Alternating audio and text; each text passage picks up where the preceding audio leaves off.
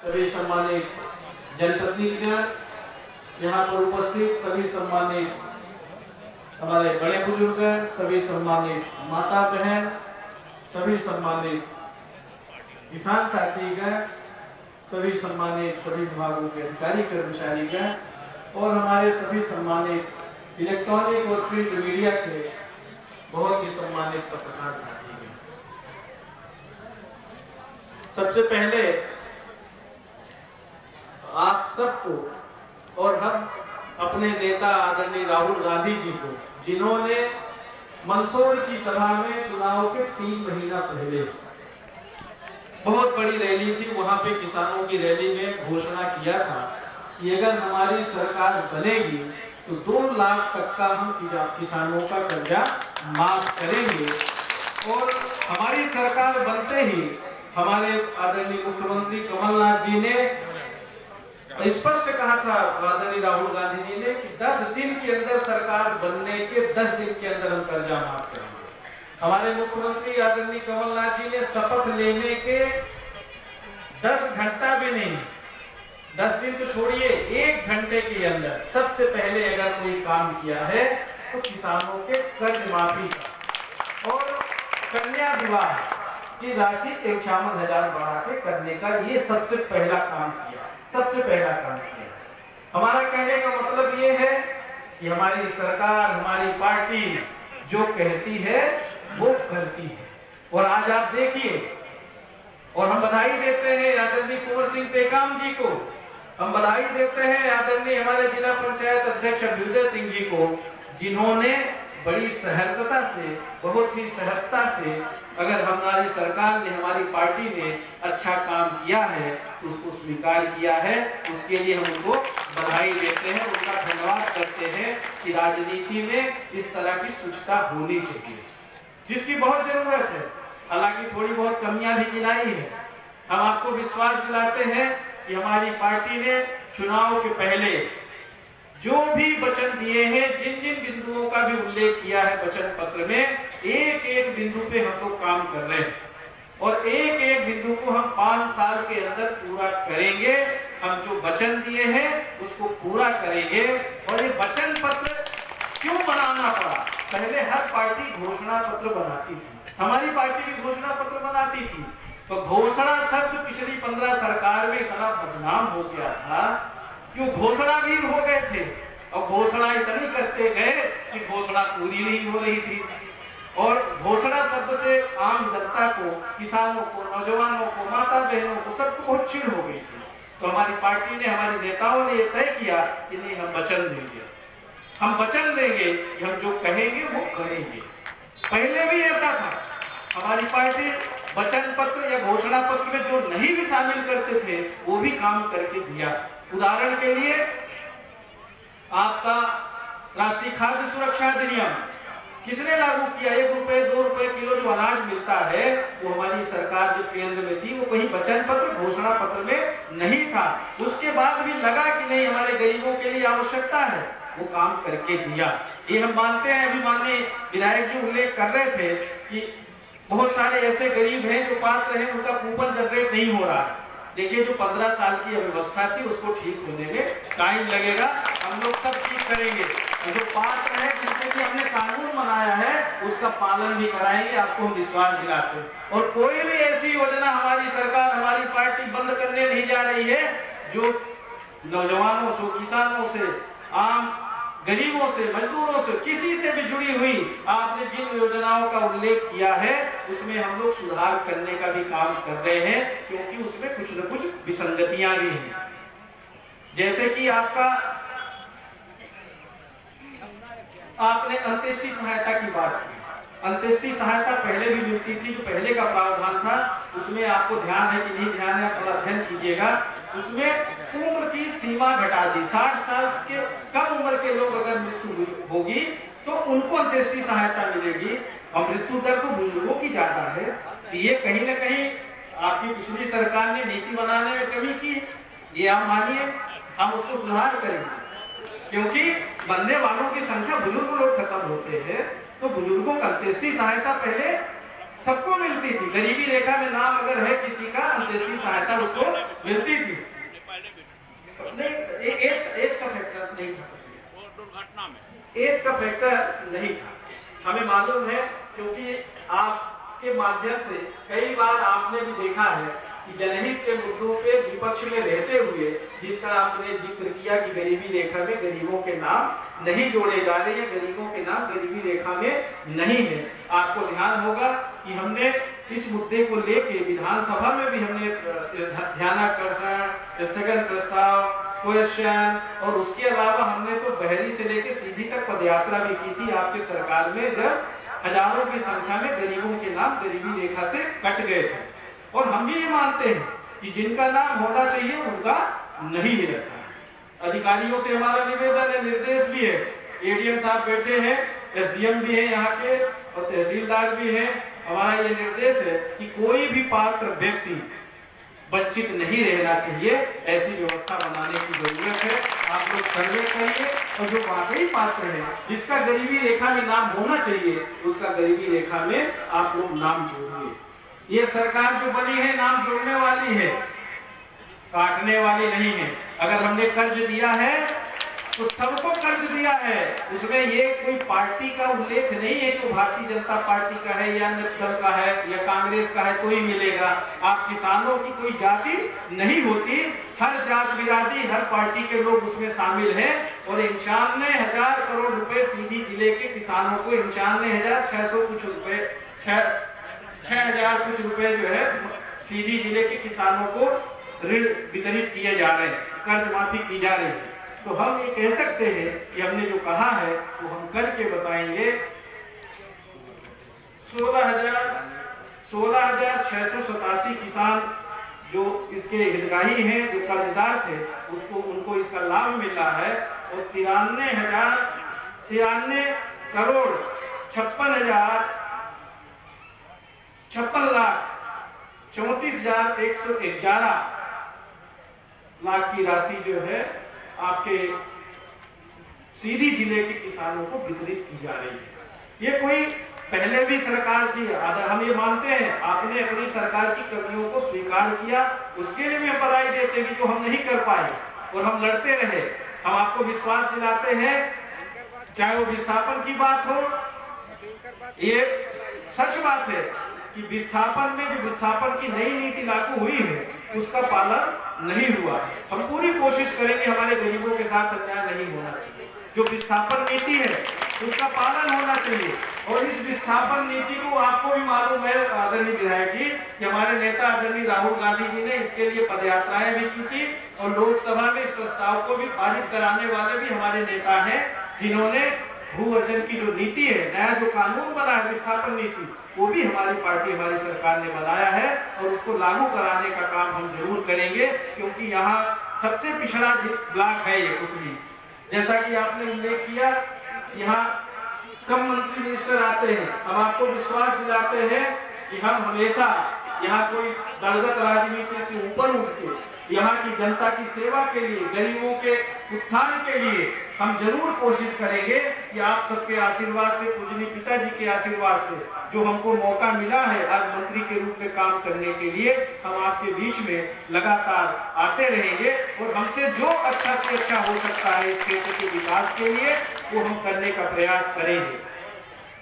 बहुत सारे यहाँ शैक्षणिक संस्थान भी स्वीकृत हैं पर वो सही ढंग से क्रियान्वित नहीं है, उनकी भी समीक्षा करेंगे आने वाले समय में। आज क्योंकि अभी एक और कार्यक्रम है, फिर आएंगे तो विधायक जी को भी साथ में रखेंगे। और हमने अधिकारियों से को भी हमारा निर्देश है कि हमारे जो चुने हुए जनप्रतिनिधि हैं वो किसी भी दल के हों, उनके मान सम्मान के साथ खिलवाड़ नहीं होनी चाहिए। जो त्रुटि हुई है उसमें भविष्य में सुधार करें, क्योंकि एक संवैधानिक व्यवस्था है। उस संवैधानिक व्यवस्था में हम जो माननीय विधायक जी ने वहीं से शुरुआत की थी, हमारे साथ तो खुद कई बार खिल्लियां हो रही है। हमारे विधानसभा क्षेत्र में सांसद, जिला पंचायत अध्यक्ष, भारतीय जनता पार्टी के लोग, कई लोग कार्पण बिना क्षेत्रीय विधायक के कर लेते थे, भूमि पूजन कर लेते थे, आपको भी मालूम है। तो ये कहना कि हमारी पार्टी, हमारी सरकार में ऐसा हो रहा है, ये ठीक नहीं है। जो आपने रास्ता दिखाया है उस रास्ते पे हम लोग नहीं जाएंगे। हमने, आपने अगर सुना होगा तो अभी हमने व्यवस्था संवैधानिक जो व्यवस्था है वो व्यवस्था बनाने के लिए अधिकारियों को निर्देश दिए हैं। संवैधानिक व्यवस्था की खिल्ली नहीं उड़ना चाहिए। ये जनता जिताती है, ये जनता जिसको चाहे इधर बिठा दे और जब चाहे तो इधर बिठा दे। तो हमें तो इनका सम्मान करना चाहिए। और चाहे हम जितने भी जिस पार्टी के लोग हो, चाहे मंत्री हो, विधायक हो, चाहे जो भी जनप्रतिनिधि हो या अधिकारी कर्मचारी हैं, हम सबकी जवाबदेही किसके प्रति है? ये जनता जनार्दन के प्रति है। और इन्हीं के लिए हम सारे लोग बने हैं। पर कई बार दुख होता है कि हम इनके लिए बड़ी बड़ी बातें तो करते हैं, पर जब कुछ करने की बात आती है तब हम इधर उधर देखते हैं। हुआ है, हम अच्छे दिन के नारे दिए थे, 15 लाख रुपए खाते में डालने की बात कहे थे, काला धन लाने की बात कहे थे, 2000 नौजवानों को प्रतिवर्ष रोजगार दिलाने की भी बात कहे थे। कहाँ है? पता ही नहीं है। तो बहुत सारी चीजें हैं, बहुत सारी बातें हमारे पूर्व मुख्यमंत्री जी ने, माननीय मुख्यमंत्री जी भी कई बार आए, बड़ी बड़ी बातें की थी।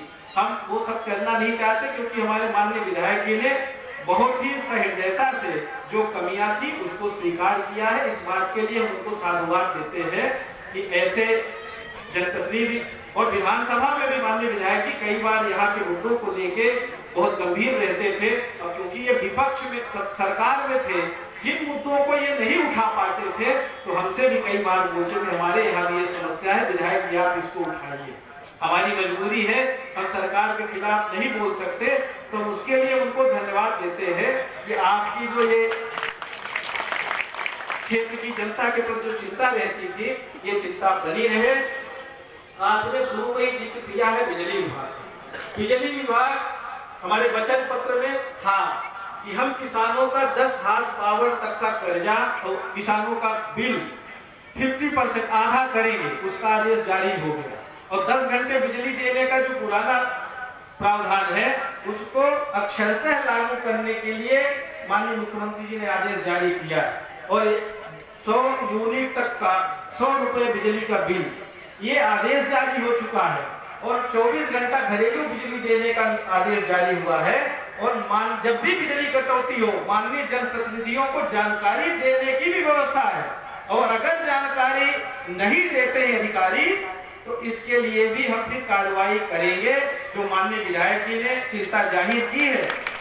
मेरा आप सबसे अधिकारियों से निवेदन है कि जो व्यवस्था सरकार ने बनाई है आप अनावश्यक बिजली कटौती नहीं करिए। जो प्रावधान किया है उस प्रावधान का पालन करिए। जनता की तरफ से शिकायत नहीं आनी चाहिए। अगर 10 घंटे किसानों को बिजली देने की बात कही है, 24 घंटा घरेलू कनेक्शन के लिए बात कही है, तो वो मिलना चाहिए। तो सरकार ने जो आदेश जारी किया है कि 10 हार्स पावर तक का हम बिजली बिल आधा करेंगे और 100 यूनिट तक का 100 रुपए हम बिजली 100 रुपए में बिजली देंगे, तो ऐसी व्यवस्था आप लोग किसी को शिकायत ये नहीं आनी चाहिए। कई जगह डबल बिलिंग भी हो रही है, कई जगह बिना कनेक्शन के भी बिलिंग हो रही है, हमको मालूम है। ये सुधार करने का भी काम होना चाहिए। पुरानी व्यवस्था अब नहीं चलेगी, पुरानी व्यवस्था अब नहीं चलेगी। ये कान खोल के सुन लीजिए। पहले जिस तरह चल रहा था वो ठीक नहीं।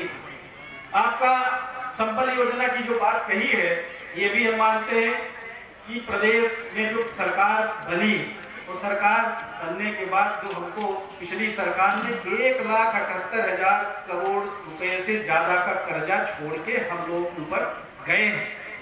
ये चुनावी सरल संबल योजना तो पिछली सरकार ने लागू किया जल्दी में योजना लागू किया। अब जैसे जैसे हमारे मुख्यमंत्री जी, हमारी सरकार प्रावधान करते जा रही है, बहुत सारी योजनाओं में सुधार भी कर रहे हैं और कोई भी अच्छी योजना हमारी सरकार बंद करने नहीं जा रही है। इसलिए आप चिंता मत करिए। हम आपको विश्वास दिलाते हैं कि चाहे वो प्राकृतिक आपदा की राहत राशि हो और चाहे ये संबल योजना की राहत राशि हो, इसका भुगतान जरूर होगा। और अभी हमने कल ही बालाघाट जिले में किया संबल योजना का, तो ये हमको नहीं कह सकते अब सीधी जिले में कैसे नहीं हो रहा है, कल ही हमने किया।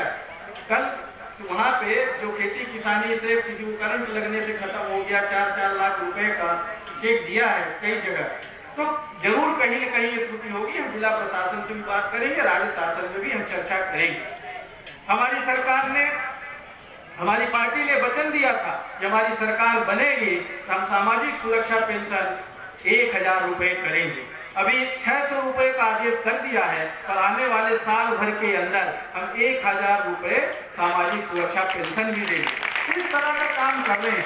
हमारे माननीय विधायक जी ने वन भूमि पे बसे हुए लोगों के लिए पट्टे की भी जो बात कही है, ये बात सच है कि 15 साल में सिर्फ हम 5 डिसमिल देने की बात करते रहे, तो वनाधिकार का पट्टा जिस तरह से व्यवस्थित देना चाहिए वो देने का काम नहीं हुआ है। हमारी सरकार थी, दाऊ कुंवर अर्जुन सिंह जी मुख्यमंत्री थे, देश की प्रधानमंत्री इंदिरा जी थी। 10 एकड़ का भी कोई वन भूमि में हमारा आदिवासी बसा था, कोई गरीब बसा था, तो उसको उतने का भी पट्टा बना के दिया था कि नहीं दिया था? दिया था कि नहीं दिया था? अभी भी जो भी इस तरह की विसंगति है, हमारे जिला प्रशासन के लोग बैठे हैं, राजस्व के लोग भी बैठे हैं, परीक्षण कर लीजिए। और जो पात्र हमारे हितग्राही हैं, जो आदिवासी हैं, उनको वनाधिकार का पट्टा देने की कार्रवाई करिए। इसमें लीपापोती नहीं होना चाहिए।